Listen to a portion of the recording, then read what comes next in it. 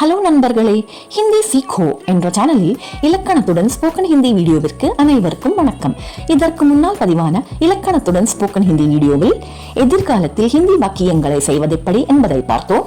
அப்ப இன்னைக்கு இந்த வீடியோவில் நாம் மற்றொரு புதிய தலைப்புக்கு போகலாம். அதற்கு முன்னால் ஒரு கேள்வி. எப்பொழுதுமே நாம் ஒரு வாக்கியம் மட்டுமே பேசினால் போதுமா? அது போதாது இல்லையா? பல சமயங்களில் நாம் 2-3 வாக்கியங்களை ஒன்றாக இணைக்கும் சொற்களை வைத்து இணைத்து பேச வேண்டி வரும் இல்லையாங்க? அப்ப இன்னைக்கு இந்த வீடியோவில் ஹிந்தியில சில இணைக்கும் சொற்கள் எது என்பதையும் அவையை வாக்கியங்களில் எப்படி பயன்படுத்துவது என்பதையும் பார்க்கலாமா?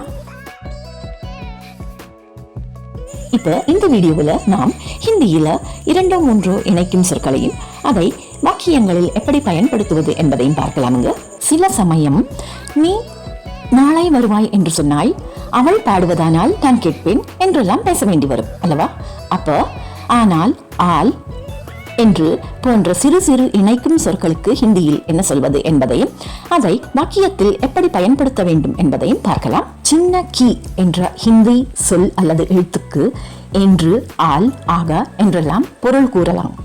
அப்ப இதை ஒரு உதாரணத்தின் மூலமாக பார்க்கலாம். உடல் பயிற்சி ஆரோக்கியத்திற்கு நல்லது என்று ஆசிரியர் கூறினார். இங்கு கொடுக்கப்பட்டுள்ள 2 வாக்கியங்களும் என்று என்ற சொல்லால் இணைக்கப்பட்டுள்ளது. இங்கு நான் ஒன்றே சொல்ல வேண்டும். தமிழ் மற்றும் ஹிந்தி வாக்கியங்களின் அமைப்புகளில் சிறிது மாறுபாடு இருக்குங்க. கசரத் உடல் பயிற்சி, ஸ்வாஸ்திய கேலியே ஆரோக்கியத்திற்கு, அச்சா ஹே நல்லது. கி என்று என்று யார் சொன்னார்? அத்தியாபக் நே கஹா, ஆசிரியர் சொன்னார். இதை முழுமையாக அத்தியாபக் நே கஹா கி கசரத் ஸ்வாஸ்திய கேலியே அச்சா ஹே என்று சொல்ல வேண்டும். இன்னொரு உதாரணத்தையும் பார்க்கலாம்.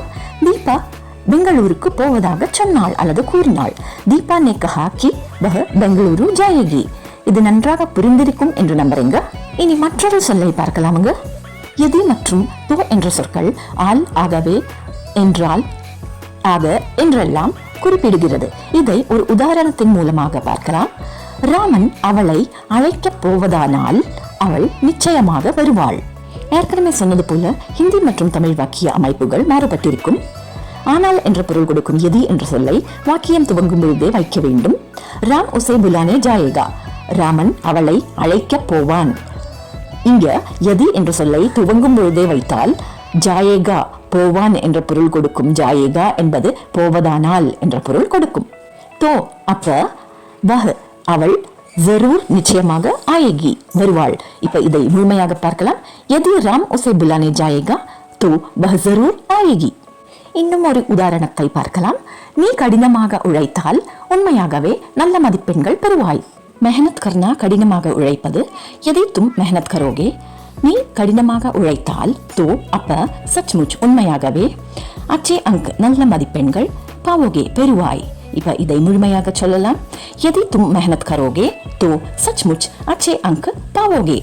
இனி அடுத்த இணைக்கும் சொற்களின் ஜோடிகள் எது எது என பார்க்கலாம். ஜிஸ்னே அல்லது ஜோ அதற்கு சோ அல்லது பஹ் மற்றும் ஜைசா அதற்கு வைசா. இது 2ம் இணைக்கும் சொற்களின் ஜோடிகளாகும்.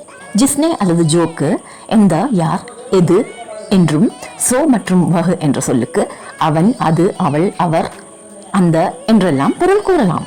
ஜேசா மற்றும் வயசா என்ற சொல்லுக்கு எப்படி, அப்படி, அது போல என்றெல்லாம் பொருள் கூறலாம். இனி இதை ஒரு உதாரணத்தின் மூலமாக பார்க்கலாம். நீ விதைப்பது போல அறுவடை பெறுவாய் அல்லது நீ எப்படி விதைக்கின்றாயோ அப்படி அறுவடை பெறுவாய். ஜேசா தும் போவோகே, எப்படி நீ விதைப்பாயோ, வைசா தும் காட்டோகே, அப்படி நீ அறுவடை செய்வாய்.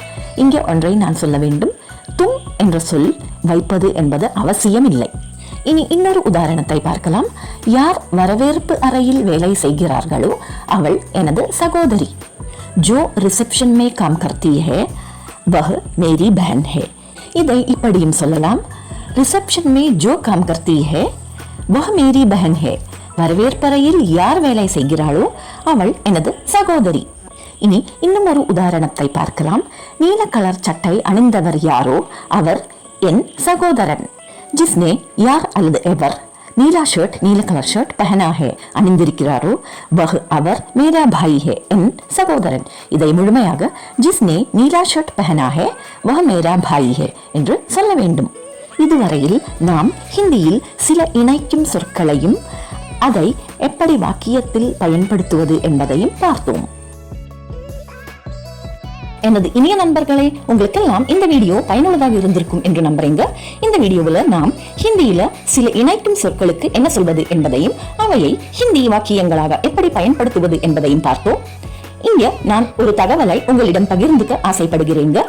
இதற்கு முன்னால் பதிவான போஸ்ட்ல சொன்னது போல நாம் தினசரி பயன்படுத்தும் சில ஹிந்தி சொற்கள், சொற்றொடர்கள் மற்றும் வாக்கியங்கள் போன்றவற்றை இனிமேல் பதிவாகும் அனைத்து வீடியோக்களோட முடிவிலும் வழங்குவதற்கு பதிலாக நீங்கள் எளிதாகவே பயன்பெற வேண்டும் என்ற நோக்கத்தோட யூடியூப் ஷார்ட்ஸாகவே வழங்கப்படும். ஒரு படைப்பாளியின் பலம் என்பது நிச்சயமாக ஒரு பார்வையாளர் தான் என்பதில் சந்தேகமே இல்லைங்க. எனவே இந்த சேனலுக்கு சப்ஸ்கிரைப் பண்ணுங்க. அதன் மூலம் இதன் பயணத்தில் இதற்கு சப்போர்ட் பண்ணுங்க. இதில் வரும் வீடியோக்களை பாருங்க, லைக் மற்றும் ஷேர் பண்ணுங்க. அது மட்டும் போதாதுங்க, எப்பவும் சொல்வது போல பயனுள்ள வீடியோக்களை உருவாக்க உற்சாகத்தை தருகிற உங்களுடைய விலை மதிப்பிற்குரிய ஃபீட்பேக்ஸையும் மறக்காம தெரியப்படுத்துங்க. அப்ப நண்பர்களே, மேலும் புதிய சொற்கள், வாக்கியங்கள், பயன்பாடுகள், இலக்கணங்கள் போன்றவற்றை பார்க்க அடுத்து வரும் இலக்கணத்துடன் ஸ்போக்கன் ஹிந்தி வீடியோவிற்காக காத்திருங்க. அதுவரையில் சந்தோஷமா இருங்க, பாதுகாப்பா இருங்க. ஹிந்தி சீக்கோ என்ற சேனலின் இலக்கணத்துடன் ஸ்போக்கன் ஹிந்தி வீடியோவில் இருந்து விடைபெறுவது உங்கள் சீதா சுந்தர்.